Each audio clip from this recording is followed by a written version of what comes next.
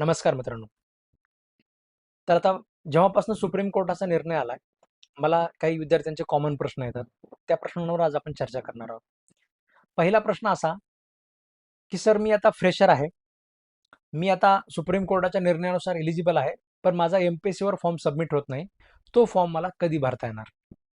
दुसरा प्रश्न, सर ज्यावेळेस एम-पी-एस-सीची 286 जागांची जाहिरात आली होती, त्यावेळेस मी एलिजिबल नव्हतो. मी आता एलिजिबल झालेलो आहे. त्या जाहिरातीमध्ये जी तारीख होती, त्या तारखेला मी एलिजिबल नव्हतो, पण मी आता एलिजिबल झालेलो आहे. मला फॉर्म भरता येईल का? तिसरा प्रश्न, की सर आता परीक्षा आपली त्याच्यामध्ये नेमकी कोणत्या तारखेला होईल? ठीक आहे. ह्या सुद्धा बऱ्याच विद्यार्थ्यांचा प्रश्न आहे, की आता परीक्षा कोणत्या तारखेला होईल? तर त्या प्रश्नाची पण आपण या ठिकाणी चर्चा करणार आहोत. तर हे असे महत्त्वाचे प्रश्न आहेत. याच्या व्यतिरिक्त अजून कुठला प्रश्न समजा मध्ये लेक्चर चालू असताना उद्भवला, तर त्याची पण आपण चर्चा नक्कीच करूया. तर सगळ्यात पहिल्यांदा आता म्हणजे आपली उद्याच्याला एक जे-एम-एफ-सी प्रिलिमची बॅच सुरू होते. त्याच्याबद्दलचे पण बऱ्याच विद्यार्थ्यांचे प्रश्न येतात मला, की सर बॅच किती ड्युरेशनसाठी असेल? त्याच्यानंतर फीस वगैरे किती आहे? कुठे कशी भरायची? जॉइन कसं करायचं? लाईव्ह लेक्चर कसं असतं? याची पण माहिती मी तुम्हाला थोडक्यात सांगतो. त्यानंतर आपण जे आपले महत्त्वाचे मूळ प्रश्न आहेत त्याच्यावर आपण म्हणजे वळूया. तर आपली जे-एम-एफ-सी प्रिलिमची जी बॅच आहे ती आपली 28 ऑगस्टचा आपण त्याची तारीख दिलेली आहे. 28 ऑगस्टपासून आपली ती बॅच सुरू होणार आहे. त्याच्यामध्ये सकाळी 7चं तुमचं लाईव्ह लेक्चर असतं. तसं रेकॉर्डेडमध्ये तुमच्या त्या बॅचमध्ये सगळेच लेक्चर्स आपण तुम्हाला दिलेले आहेत. म्हणजे याच्यात लेक्चर्समध्ये 3 प्रकारचे लेक्चर्स आहेत. पहिले जे आहेत ते डिटेल लेक्चर्स आहेत. डिटेल लेक्चरमध्ये समजा बी-एन-एस सारखा विषय आहे, तर त्याच्यावर आपण 60 लेक्चर्स घेतलेले आहेत. ते डिटेल लेक्चर्स आहेत. त्याच्यानंतर आपले फास्ट ट्रॅक लेक्चर्स पण आहेत. फास्ट ट्रॅक लेक्चरमध्ये समजा बी-एन-एस जो आपला इकडे आपण 60 लेक्चरमध्ये घेतलेला आहे, तो फास्ट ट्रॅक लेक्चरमध्ये आपण 10 लेक्चरमध्ये कव्हर केलेला आहे. ठीक आहे. आणि माझी म्हणजे मी तुम्हाला नेहमी सांगत असतो, की तुम्ही 60 लेक्चर बघा आणि 10 लेक्चर बघा. आणि तुम्ही मला असं दाखवून दाखवा, की त्या 60 लेक्चरमध्ये एखादी गोष्ट एक्सप्लेन केलेली नाहीये. म्हणजे एखादी गोष्ट एक्स्ट्रा एक्सप्लेन केलेली आहे, जी तुमच्या 10 लेक्चरमध्ये नाहीये. तर असं तुम्हाला काय मिळणार नाही. ते 10 लेक्चरमध्ये सुद्धा सगळे तेच कन्सेप्ट आहेत. फक्त वेळ आपण कुठे वाचवलाय, समजा बराच वेळ आपण नोट्स रायटिंगमध्ये आपण तो वाचवलेला आहे. ह्या 10 लेक्चरमध्ये आपलं नोट्स रायटिंग वगैरे नसतं. त्याचे डायरेक्ट तुम्हाला पी-डी-एफ वगैरे रेफर करायचे असतात. किंवा तुम्ही ते डिटेल लेक्चर जे दिवसभराच्या टायमिंगमध्ये तुम्ही बघत बसणार, त्याच्यामधनं तुम्ही ते नोट डाउन करून डिटेल लेक्चर सुद्धा तुम्ही ते मेंटेन करून आपले नोट्स सुद्धा स्वतःचे बनवू शकता. ठीक आहे. तर अशा पद्धतीने डिटेल लेक्चर्स आहेत, फास्ट ट्रॅक लेक्चर्स आहेत आणि सोबतच तुमचे आता लाईव्ह लेक्चर सुद्धा आपले रोज सकाळी 7 वाजता असेल. लाईव्ह लेक्चर प्रत्येकाने अटेंड केलं पाहिजे कारण ते ऑफलाईन लेक्चर सारखं असतं. ते लेक्चर तुम्हाला फील होतं. त्याच्यामध्ये कंटिन्युअस विद्यार्थ्यांचे प्रश्न चालू असतात. खाली कमेंट बॉक्समध्ये तुमचे जे प्रश्न चालू असतात, सगळ्यांचे प्रश्न तुम्हाला सगळ्यांना दिसतात. म्हणजे आपल्यासोबत किती कॉम्पिटिशन आहे, इंटेलेक्चुअल कॅपॅसिटी बाकी लोकांची सुद्धा कशी आहे, ठीक आहे, कशा प्रकारचे प्रश्न उद्भवू शकतात, हे आपण चालू केलेलं असतं. म्हणजे मुळात प्रश्न अलाव करण्यामागचा हेतू हाच असतो, की आपल्या लेक्चर जे आहेत, आता मी जे तुम्हाला म्हणत असतो, की आपल्या लेक्चरमध्ये आपण जवळपास प्रत्येक कन्सेप्ट आपण क्लिअर करतो. ह्याच्या मागचं कारण काय आहे, की जर एखादा माझ्याकडनं सांगायचं राहिलं, तर कमेंट बॉक्समधलं कोणीतरी प्रश्न विचारतं, की सर इथे हा क्लॉजमध्ये नेमकं काय दिलं मला लक्षात आलं नाही. तर ज्याच्या कुणाच्या ते जोपर्यंत लक्षात येत नाही, तोपर्यंत आपण पुढे जात नाही. आणि त्यासाठी आपले लाईव्ह लेक्चर असतात. लाईव्ह लेक्चरच्या माध्यमातून आपल्या क्लासेसचे लेक्चर जे असतात ते परिपूर्ण होतात. आपल्या क्लासेसचे लेक्चर परिपूर्ण असण्यामध्ये माझ्यापेक्षा जास्त कॉन्ट्रीब्युशन तुमचं असतं. कारण माझ्याकडनं काही जरी सांगायचं राहिलं, तर तुम्ही ते प्रश्न विचारता आणि त्याच्यावर आपलं ते उत्तर तुम्हाला मिळत असतं.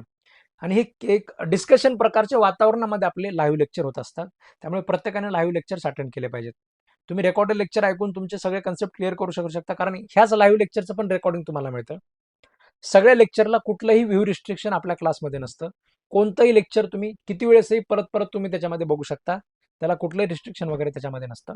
मल्टिपल व्ह्यूज आपल्या सगळ्या लेक्चर्स असतात. ह्याच्यामध्ये फक्त एवढंच असतं, की ड्युरेशनचा तुमचा हे असतो. समजा ₹12,000 फीसचा जो आपला कोर्स असतो, तो तुमचा 4 महिन्याची व्हॅलिडिटी असते. आणि वर्षभर जर तुम्हाला ह्याच लेक्चरचं रेकॉर्डिंग पाहिजे असेल, तर लेक्चर तर आपले 4 महिनेच चालतील. जे आपलं लाईव्ह लेक्चर आहेत ते तुमचे 4 महिनेच चालतील. त्याचं रेकॉर्डिंग तुम्हाला पुढे वर्षभर पाहण्यासाठी एक ॲडिशनल ₹3,000 ची तुमची फीस असते. म्हणजे ₹15,000 ची बॅच जर तुम्ही घेताना सुरुवातीला घेतली, तर हे लाईव्ह लेक्चर पण तुम्हाला मिळतात आणि वर्षभर त्याचं रेकॉर्डिंग, त्या सगळ्या टेस्ट वगैरे पण तुम्हाला मिळतात. ह्या बॅचमध्ये आपली टेस्ट सिरीज पण इन्क्लूड असते. त्याच्यामध्ये 150 प्लस टेस्ट आपण घेत असतो. ज्यांना फक्त टेस्ट सिरीज घ्यायची आहे, त्यांची ₹4,500 फीसमध्ये ते फक्त टेस्ट सिरीज पण घेऊ शकतात. ठीक आहे. सब्जेक्ट वाईज टेस्ट पण आहेत आणि कॉम्प्रिहेन्सिव्ह टेस्ट पण आपल्या या बॅचमध्ये इन्क्लूड असतात. तर असं हे live lecture, record lecture, notes, test series, fast track lectures असं सगळं काही त्याच्यामध्ये इन्क्लूड असलेली बॅच आहे. याच्याबद्दल कुणाला काही माहिती पाहिजे असेल तुम्ही या नंबरवर स्क्रीनवर मला कॉल करू शकता आणि ती माहिती तुमच्यापर्यंत तुम्हाला पोहोचून जाईल. तर आता आपल्या मूळ प्रश्नांकडे आपण वळूया. तर जे प्रश्न तुमचे होते की फ्रेशर लोकांना आता फॉर्म भरता येईल का ह्या 286 जागांसाठी? तर एक गोष्ट लक्षात घ्या, तुमच्यासाठी सगळा अट्टहास चालू आहे. म्हणजे एवढ्या सगळ्या राज्यांची जी ज्युडिशरी सुप्रीम कोर्टाने स्टे करून ठेवली, ठीक आहे, ते सगळं कशासाठी केलं होतं? की फ्रेशर लोकांसाठी केलं होतं. की फ्रेशर लोकांचं म्हणणं होतं की सर उद्या तुमचा रिव्ह्यू पिटिशनमध्ये निर्णय आमच्या फेवरमध्ये जरी आला तरी सुद्धा जर इकडच्या ज्या परीक्षा होऊन गेल्या तर एवढ्या मोठ्या वॅकन्सीमध्ये आम्ही सगळेजण बाहेर पडू. आणि त्यासाठी सुप्रीम कोर्टाने सगळं स्टे केलं होतं. त्यामुळे तुम्हाला सगळ्यांना अलाउ करणार हे नक्कीच आहे. त्याच्यामुळे निश्चिंत तुम्ही राहा. तुमच्या सुप्रीम कोर्टाच्या निर्णयाचा अवमान कोणीही करणार नाही. आणि जर केलं तर जे लोक तुमच्या अधिकारासाठी लढत होते, ठीक आहे, ते लोक काय आता सुट्टीवर गेले नाहीत. ठीक आहे, ते लोक अजूनही मैदानामध्ये आहेत. जोपर्यंत तुमचा अधिकार तुम्हाला मिळत नाही तोपर्यंत ते लोक भूमिका ट्रस्टवाले वगैरे जे आहेत सगळे, ठीक आहे, ते तुमच्या अधिकारांसाठी ते लोक जे लढत आहेत ते लढत राहतील त्याच्यामध्ये, ते तिथे अवेलेबलच आहे. ठीक आहे. तर हे गोष्ट तुम्ही लक्षात घ्या, निश्चिंत राहा. फक्त आता हे कधी लागू होईल? आता दुसरा प्रश्न, की हे फॉर्म आम्हाला कधी भरता येईल? तर सध्या तरी एमपीएससीच्या साईटवर तुमचा फॉर्म, म्हणजे मला जेवढ्या विद्यार्थ्यांनी सांगितलं, त्यांनी सांगितलं की सर आमचा फॉर्म सबमिट होत नाही. फ्रेशरचे म्हणजे ते फॉर्म भरतानाच येत असतं वर practitioner, are you fresher or you practitioner, ते सिलेक्ट करायचा ऑप्शन येत नाहीये. आणि फ्रेशरचा त्याच्यामध्ये त्यांनी क्रायटेरिया ठेवलाच नाहीये. तुम्ही पण मला कमेंट बॉक्समध्ये पण सांगा की तुम्हाला तुमचा कोणाचा फॉर्म सबमिट झाला असेल तर मला सांगा, किंवा सबमिट होत असेल तर आमचे फॉर्म सबमिट होत नाहीत फ्रेशर लोकांचे, असा तुम्ही कमेंट बॉक्समध्ये मेसेज करा, जेणेकरून बाकी सगळ्या लोकांना पण तो एक सर्वे त्याच्यामध्ये मिळून जाईल. तर दुसरा प्रश्न की आता तुमचा फॉर्म सबमिट कधी होईल?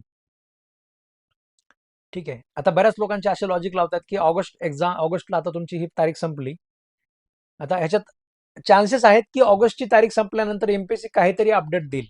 एकदम एमपीएससीला तुमची फॉर्म भरायची तारीख क्लोज करत करत असताना काहीतरी अपडेट एमपीएससीला द्यावा लागेल, की म्हणजे माननीय सर्वोच्च न्यायालयाच्या निर्णयानुसार आम्हाला अशा प्रकारचे बदल याच्यामध्ये करावे लागत आहेत. त्यामुळे सगळे बदल झाल्यानंतर, सर्व्हिस रूल अपडेट झाल्यानंतर आम्ही अशा प्रकारचं जाहिरात परत वगैरे देऊ आणि परत ही विंडो जी आहे ते फ्रेशर लोकांसाठी ओपन करू, असं काहीतरी नोटिफिकेशन तुमचं ऑगस्ट नंतर, म्हणजे ही परीक्षेची तारीख संपल्यानंतर तुमचं येऊ शकतं, असं एक मला या ठिकाणी वाटतं. पण लगेचच आता काही लोकांचं असं म्हणणं आहे की फ्रेशर झालं की 1 सप्टेंबर पासून 20 सप्टेंबर पर्यंत फ्रेशर लोकांचे लगेच फॉर्म भरून घेतील. ठीक आहे, याची शक्यता मला फार कमी वाटते.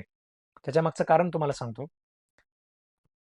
की म्हणजे परीक्षा तुमची लवकर होण्यासाठी, म्हणजे तुमची परीक्षा लवकर कशी होऊ शकते, मी तुम्हाला 4-5 महिन्याखाली सांगितलं होतं. एकच म्हणजे शक्यता मी तुम्हाला सांगितली होती की सर्वोच्च न्यायालयाने निर्णयामध्ये सांगितलं पाहिजे की ही जी परीक्षा आहे 286 जागांची, ती तुम्ही तातडीने घ्या किंवा लवकर घ्या आणि मागचे जे नियम होते तुमच्या अगोदर बदलण्याच्या अगोदरचे त्याच्याप्रमाणे तुम्ही असं काहीतरी करून घ्या. असं काहीतरी अलाउ सुप्रीम कोर्टाने करणं गरजेचं होतं. ठीक आहे, ते सुप्रीम कोर्टाने केलं का? तर केलं नाही. ते का केलं नाही? कारण वेगवेगळ्या राज्यांची वेगवेगळी परिस्थिती. काही राज्यांमध्ये अगोदर प्रश्न प्रॅक्टिस कंपल्सरी होती, काही राज्यांमध्ये कंपल्सरी नव्हती. काही राज्यांमध्ये डायरेक्ट लास्ट इयरचे विद्यार्थी सुद्धा फॉर्म भरू शकत होते. त्याच्यामुळे ते सरसकट सगळ्या राज्यांसाठी सांगण्यासारखं नव्हतं. ठीक आहे, पण ते सुप्रीम कोर्टाने त्यामुळे ते तसं केलं नाही. आता सुप्रीम कोर्टाने स्वतःहून सांगितलेलं आहे की तुम्ही अगोदर सर्व्हिस रूल अपडेट करा 3 महिन्यामध्ये. तर मग आता लक्षात घ्या, सप्टेंबर, ऑक्टोबर, नोव्हेंबर असे 3 महिने जे आहेत तुमचे, समजा राज्य सरकार महाराष्ट्राचं पॉझिटिव्ह आहे, विधानसभेमध्ये चर्चा करतायत, तसं हे लोक सरडे असतात. म्हणजे ह्यांचे दाखवायचा कलर वेगळा असतो आणि मधला कलर वेगळा असतो.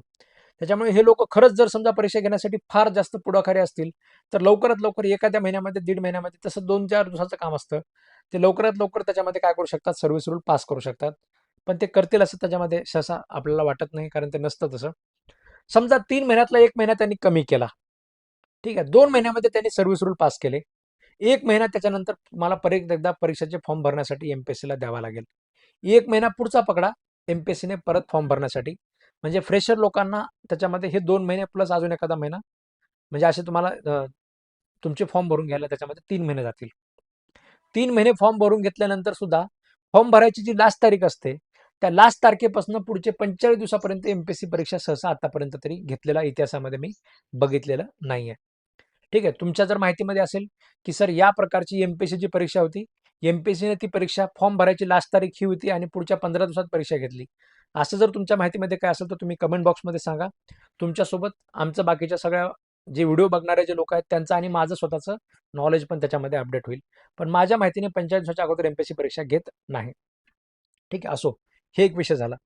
तर हे 3 महिने प्लस त्याच्यामध्ये अजून एक 1.25 महिना पकडा, म्हणजे 4.5 महिने पकडा. तर हे 4.5 महिने, राऊंड फिगर त्याच्यामध्ये 5 महिने पकडा. तर सप्टेंबर, ऑक्टोबर, नोव्हेंबर, डिसेंबर आणि जानेवारी.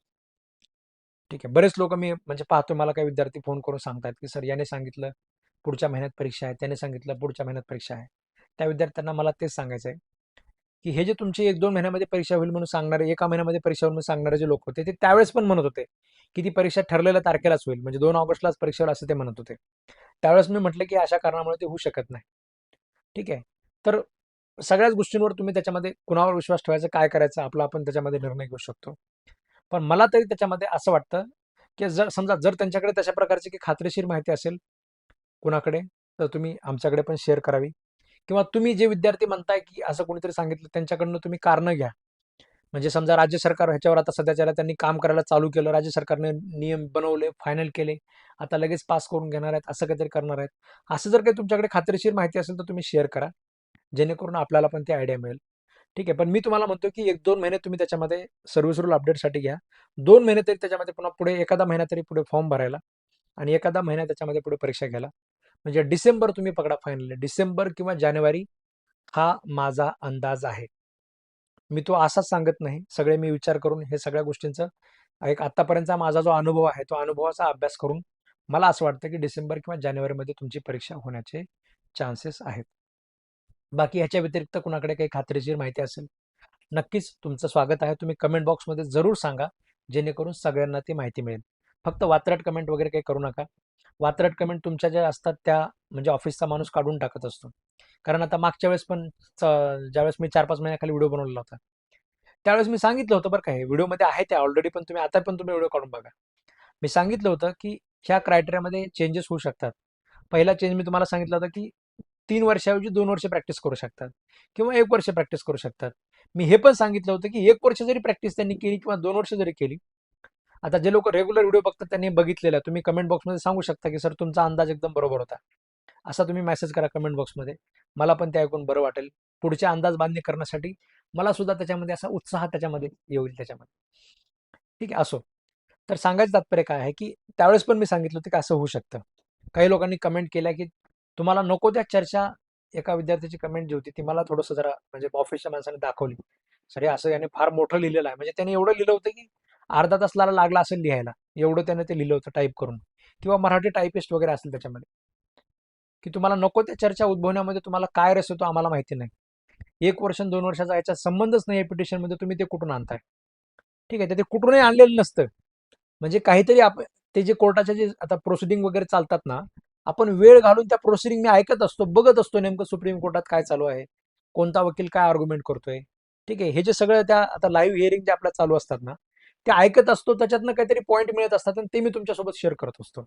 तुमच्या प्रत्येक विद्यार्थ्याला त्या सगळ्या हिअरिंग बघणं किंवा सगळ्या गोष्टी करणं पॉसिबल होत नाही. सगळ्यांसाठी मी ते ऐकून अंदाज बांधणे तुमच्या समोर करत असतो. तर तेव्हा त्याच्यामुळे मी तुम्हाला सांगितलं होतं की 1 वर्ष, 2 वर्ष असं होऊ शकतं. हे माझ्या व्हिडिओमधले शब्द आहेत. म्हणजे भारतातही त्याच्यामध्ये कोणी त्यावेळेस कोणत्या युट्यूबवाल्याने सांगितलं नसेल, कोणत्या शिक्षकाने सांगितलं नसेल, की अशा पद्धतीने 1 वर्ष, 2 वर्षाचा क्रायटेरिया येऊ शकतो. पण मी सांगून ठेवलं होतं 4 महिन्याखाली, असं मी आज ठामपणे म्हणू शकतो. आणि ते तसंच झालेलं आहे. आणि त्याने हे म्हणजे आता काही लोकांनी ते सर तुम्ही ऍडमिशनसाठी म्हणताय फ्रेशर लोक एलिजिबल होतील. ठीक आहे, ऍडमिशनसाठी म्हणायची काय गरज आहे? तुम्ही सगळ्या म्हणजे आपल्यावर काही कमी विद्यार्थ्यांनी विश्वास ठेवलाय का? जेएमएफसी बॅचची तुमची आता 9वी बॅच आपण सुरू करतोय उद्याच्याला, जी बॅच सुरू करतोय. 8 बॅच आपल्या झालेल्या आहेत ऑलरेडी. ठीक आहे, प्रत्येक बॅचमध्ये 250-250 विद्यार्थी आहेतच ऑलरेडी. ठीक आहे, त्याच्यामुळे ह्या एका परीक्षेसाठी एवढे विद्यार्थी माझ्यावर विश्वास ठेवून जॉईन करतात आणि त्यांचं त्याच्यामध्ये चांगली तयारी सगळ्यांची झालेली आहे. सगळ्यांचे सगळे कन्सेप्ट वगैरे क्लिअर आहेत. मी तुम्हाला नेहमी सांगत असतो की आपल्या क्लासमध्ये म्हणजे सगळे आपण चांगल्या पद्धतीने कन्सेप्ट क्लिअर करतो. ह्याच्या मागचं हेतू जो म्हणजे ह्याच्या मागचं जे कारण आहे ते तुम्ही सगळे विद्यार्थीच आहात. कारण माझ्याकडनं काही सांगायचं जरी राहिलं तर लाईव्ह लेक्चर असतं. लाईव्ह लेक्चरमध्ये सगळ्यांचा कमेंट बॉक्स चालू असतो. प्रत्येक जण प्रत्येक प्रश्न विचारत असतो. जरी माझ्याकडनं काही राहिलं आणि इव्हन तुमचे प्रश्न सगळ्यांना दिसतात ते प्रश्न. म्हणजे जसं आपण चर्चेमध्ये राउंड टेबल कॉन्फरन्स घेतल्यासारखं आपलं लेक्चर असतं. ठीक आहे, लेक्चरमध्ये कोणी काही बोलायचं नाही वगैरे असा काही प्रकार आपल्याकडे नसतो. प्रत्येक जण जो पाहिजे तो प्रश्न त्याच्यामध्ये विचारू शकतो. तो आपण ऍड्रेस करूनच पुढे जात असतो. अशा प्रकारचं आपलं परिपूर्ण त्याच्यामध्ये क्लासेस आपण घेत असतो. तर ते सुद्धा त्याच्यामध्ये झालं. तर तुमचे प्रश्न सुटले. फ्रेशर लोकांचा फॉर्म भरायचा मी तुम्हाला मला वाटतं ॲड्रेस केलेला आहे. त्याच्यानंतर परीक्षा कधी होईल याचा पण आपण ॲड्रेस केलेला आहे. ठीक आहे. त्याच्यानंतर आपली बॅच कधी असेल JMFCची वगैरे ते पण मी तुम्हाला सांगितलं की उद्यापासून आपली नवी बॅच सुरू होते. त्याच्या ॲडमिशनसाठी तुम्ही याच नंबरवर फोन करू शकता. तुम्हाला जो स्क्रीनवर दिसतोय त्या नंबरवर फोन करून तुम्ही तुमचं ॲडमिशन कन्फर्म करून घेऊ शकता. ठीक आहे, म्हणजे तुम्हाला पेमेंट लिंक वगैरे त्या ठिकाणी मिळेल किंवा आपलं ॲप्लिकेशन आहे कराड कोचिंग क्लासेस प्ले स्टोअरला. त्याच्यातूनच direct JMFC prelim 9th batch तुम्ही परचेस केली तर तिथे सुद्धा तुम्हाला ते मिळून जाईल. ठीक आहे. आय होप की सगळ्यांचे सगळे डाऊट वगैरे क्लिअर झालेले आहेत. याच्या व्यतिरिक्त जरी कुणाला काही डाऊट हां, तो एक राहिला त्याच्यामध्ये. ज्या लोकांचं असं म्हणणं आहे की सर मी आता एज बार झालोय. म्हणजे मी फॉर्म तर भरलेला आहे JMFCचा, पण आता मी एज बार झालोय. तर त्यांच्याबद्दल मी अंदाज असाच मांडेल की नवीन जरी रिवाईज जाहिरात त्याच्यामध्ये आली तरी सुद्धा लेजिटिमेट एक्सपेक्टेशन असं आहे की ज्यांनी ऑलरेडी MPSCच्या जाहिरातीचे पैसे भरलेले त्यांना परत फॉर्म भरायला लावू नये. कारण ह्या वात्रट लोकांनी फार प्रचंड त्रास ऑलरेडी फॉर्म भरताना तुम्हाला सगळ्यांना दिलेला आहे. सगळ्या आपल्या महाराष्ट्राने पाहिलं की लॉच्या पोरांना जे म्हणजे आता वकील म्हणून काम करतायत त्या लोकांना ऍक्च्युअल 10-10 वर्षे प्रॅक्टिस असलेल्या महिलांना सुद्धा यांनी किती प्रचंड त्रास दिला. जे क्लर्क लोक आहेत म्हणजे जजेसच्या बाजूला बसलेले जे नालायक क्लर्क लोक आहेत, ह्या क्लर्क लोकांनी सुद्धा प्रचंड त्रास दिला. म्हणजे ज्या गोष्टी मागायला नाही पाहिजे त्या प्रकारचे डॉक्युमेंट वगैरे त्यांनी मागितले. सुप्रीम कोर्टाचे कुठले गाईडलाईन नव्हते. सुप्रीम कोर्टाने तर किती रिलॅक्स करून सोडलं होतं. 10 वर्ष प्रॅक्टिसवाला वकील वगैरे एवढं सगळं सांगितलेलं असताना सुद्धा यांनी प्रचंड विनाकारण प्रकारचा त्रास दिला. आता तर 1 वर्ष प्रॅक्टिस मागितलेली आहे. 1 वर्षाच्या प्रॅक्टिससाठी जर 10-10 वकालतनामा जर मागायला लागले, तर पोरांचा अवघड आहे त्याच्यामध्ये. मग त्यांना परत एकदा तुम्हाला तुमच्या वतीने मी तर आवाज उठवतच असतो. तुम्ही सगळ्यांनी पण माझ्या पाठीमागे उभं राहून आपल्याला सगळ्यांना परत एकदा लागेल त्या असा प्रकारचा आवाज आपल्याला इथे उठवावा लागतो. ठीक आहे. अजून एक प्रश्न बऱ्याच लोकांच्या मनामध्ये येतोय, की सर मी ऑलरेडी 7-8 वर्ष झालं मी क्लर्क म्हणून काम करतोय. मला सुद्धा डिस्ट्रिक्ट कोर्ट समोर एक 6 महिने क्लर्क व्हायची आणि हायकोर्टासमोर 6 महिने क्लर्क करायची. मला काय गरज आहे? मला तर करायला नाही पाहिजे. काही लोकांचं असं म्हणणं आहे, की सर माझी 7 वर्ष, 8 वर्ष, 9 वर्ष प्रॅक्टिस झाली. मला काय गरज आहे क्लर्क म्हणून हायकोर्ट म्हणून काम करायची? तुमचं म्हणणं बरोबर आहे. ठीक आहे. काही लोक मला तेवढ्यासाठी चर्चा करण्यासाठी मला फोन करतायत. तर मला सांगा आपण दोघांनी चर्चा करून काही फायदा आहे का त्याच्यामध्ये? ठीक आहे. मला पटतंय तुमचं की तुम्ही क्लर्क आहात. तुम्ही 7-8 वर्ष झालं क्लर्क म्हणून काम केलंय. तुम्हाला परत अजून एकदा क्लर्क म्हणून काम करायची गरज नाही. तुम्हाला डायरेक्ट 1 वर्षाची ट्रेनिंग देऊन तुम्हाला JMFC म्हणून बसवता येतं. कारण बाकी खरं प्रॅक्टिस करणाऱ्यांना जर समजा ऍक्च्युअल काही गोष्टी माहिती नसतील पण जजच्या बाजूला बसून तुम्हाला बऱ्याच गोष्टी कळायला लागलेल्या आहेत. ठीक आहे. कुठं फ्लेक्झिबिलिटी दाखवायची, कुठं काय करायचं तुम्हाला सगळं चांगलं कळायला लागलं. पण आता इलाज नाही. आपण दोघांनी चर्चा करून काही फायदाच नाही. त्याच्यामुळे तशा प्रकारची चर्चा करण्यासाठी कुणी फोन लावू नका. सगळ्यांना त्याच्यामध्ये त्या गोष्टीचं दुःख आहे. म्हणजे हां, अजून एक गोष्ट त्याच्यात आली. मला आता ह्या चर्चेतनं लक्षात आली. काही लोकांचं असं त्याच्यामध्ये बघितलं, की सुप्रीम कोर्टाच्या निर्णयामध्ये आता दिलेलं आहे, की म्हणजे परत एकदा त्याच्यामध्ये इव्हॅल्युएशन होईल. 2 वर्ष तुम्ही आता 1 वर्ष ट्रेनिंग केली आणि दुसरं 1 वर्ष तुम्ही त्याच्यामध्ये क्लर्कशिप म्हणून काम केलं. मग तुमचा सॅटिस्फॅक्टरी रिपोर्ट आल्यानंतर तुम्हाला JMFC म्हणून अपॉइंट केलं जाईल. तर बऱ्याच लोकांचं असं चालू आहे, की यांचा सॅटिस्फॅक्टरीचा जो रिपोर्ट आहे, तो म्हणजे आता माझा रिपोर्ट सॅटिस्फॅक्टरी येणार नाही आणि JMFC न झाल्यानंतर सुद्धा मला कोणतरी काढून टाकेल. मग हे सर आमच्यावर अशी टांगती तलवार जी आहे ती अशा प्रकारची तुम्ही का बरं टाकली? हे मात्र फार चुकीचं झालं. म्हणजे JMFC होऊन सुद्धा उद्या मला कोणतरी काढून टाकू शकता असं काही विद्यार्थ्यांच्या मनामध्ये प्रश्न आहे. तर त्या पोरांना मला सांगायचं आहे, की 2 वर्षाचा जो प्रोबेशनचा पिरियड असतो तो तुमचा अगोदर पण होताच. ठीक आहे. आता तो 2 वर्षाचा प्रोबेशनचा जो पिरियड आहे, तो तुमचा इकडे 2 वर्ष हे म्हणजे ज्युडिशियल ट्रेनिंगचे 2 वर्ष, त्याच्यानंतर पुन्हा क्लर्कशिपचे 2 वर्ष, पुन्हा त्याच्यानंतर अजून 2 वर्ष, असा तर तो तुमचा लागू करणार नाही. ठीक आहे. आणि शेवटी अगोदर पण हायकोर्टाला हे पॉवर होतेच. ठीक आहे. प्रोबेशन पिरियड असू द्या. तुम्ही काही म्हणजे आपण JMFC म्हणजे काही आपण काही प्रेसिडेंट सारखे नव्हे की तुम्हाला काढून टाकायचं म्हणजे फार इम्पिचमेंटच करावं लागतं. हायकोर्ट असंही तुम्हाला कधी काढून टाकू शकतं. जर तुम्ही तसं त्यांना जर काही ऑब्जेक्शनेबल वाटलं, तर असंही ते आपल्याला कधी काढून टाकू शकतं. आपल्याला एकदा त्या पोस्टवर बसल्यानंतर ठीक आहे म्हणजे फक्त 2 वर्ष नाही, कायम त्याच्यामध्ये आपल्याला त्या डेकोरम मेंटेन ठेवूनच आपल्याला वागावं लागतं. त्यामुळे तसं डोक्यात अजिबात आणू नका. आणि डिस्ट्रिक्ट कोर्ट तुम्हाला कोणतरी रिपोर्ट चुकीचा दिला आणि ते काढून टाकतील असं तुम्ही विचार करू नका. शेवटी कसं असतं की तुमच्या इंटरव्ह्यूमध्ये सुद्धा MPSCचे मेंबर बाजूला बसलेले असतात. पण फायनल जो से असतो ना एखाद्याला डिस्क्वालिफाय करायचं का क्वालिफाय करायचं का किती मार्क द्यायचे, तो हायकोर्ट जस्टिसच्या पुढे हे बाकीचे लोक काही बोलत नसतात. तसं डिस्ट्रिक्ट कोर्टचा जो जज आहे तो हायकोर्टाच्या सॅटिस्फॅक्टरी रिपोर्ट नंतर डिस्ट्रिक्ट कोर्टाचा जज तुम्हाला काढून टाका किंवा काहीतरी करा किंवा हायकोर्टाचा जजचा निर्णय जर तुमच्या बद्दल पॉझिटिव्ह आहे आणि हे डिस्ट्रिक्ट कोर्टाचा माणूस तुम्हाला काढून टाका म्हणतोय असला विचार अजिबात करू नका. ठीक आहे. निगेटिव्ह विचार करण्यामध्ये अर्थ नसतो किंवा आता त्या गोष्टींवर चर्चा करून सुद्धा काही फायदा नाही. म्हणजे हे क्लर्कशिप चुकीची आहे आम्हाला तरी असायला नाही पाहिजे होती. तुमचं सगळ्यांचं बरोबर आहे, तुम्ही ऍक्च्युअल प्रॅक्टिस केली आहे, सगळं काही केलंय. पण तुम्हाला माहिती आहे हे सगळं का आलेलं आहे? पिटिशनमध्ये जे सगळे ग्राउंड मांडले गेले होते, की ऍक्च्युअल 3-4 वर्ष मी तुम्हाला जे वाचलेलं सांगतोय, 3-4 वर्ष त्याच्यामध्ये जे प्रॅक्टिस लोक दाखवत आहेत, त्यांची पण ऍक्च्युअल प्रॅक्टिस नाही आहे. हे काही लोकांनी LLM केलेलं असतं, काही लोक त्याच्यामध्ये दुसरंच काहीतरी काम केलेलं असतं, प्रायव्हेट जॉबमध्ये असतात. त्याच्यामुळे त्या लोकांची प्रॅक्टिस धरली जाते आणि 3 वर्षाच्या प्रॅक्टिसला असे तसे काही अर्थ नाहीये. 3 वर्ष प्रॅक्टिस करून सुद्धा बऱ्याच लोकांना काहीच नॉलेज नसतं. अशा प्रकारची ज्यावेळेस चर्चा सुप्रीम कोर्टासमोर आली, त्याच्यामुळे सुप्रीम कोर्टाने ऍक्च्युअल काहीतरी प्रॅक्टिस असावी, ऍक्च्युअल कोर्टात बसलेलं असावं, म्हणून ती ट्रेनिंग आणि हे 1 वर्षाचं क्लर्कशिप त्याच्यामध्ये तुम्हाला दिलेलं आहे. ठीक आहे. त्याच्यामुळे आता त्याच्यावर आपण चर्चा करत बसण्यामध्ये काही अर्थ नाहीये. आता ऑलरेडी रिव्ह्यू पण झालेला आहे. त्याचा विचार सोडून द्यायचा. जज आपल्याला व्हायचं आहे, तर त्याच्यासाठी प्रयत्न करायचा. अभ्यास तुम्ही जोरदार करा. आपल्या बॅचेस जॉईन करा. कोणाला काही डाऊट असेल तर तुम्ही त्याच्यामध्ये मला फोन करून विचारू शकता. ठीक आहे. धन्यवाद मित्रांनो.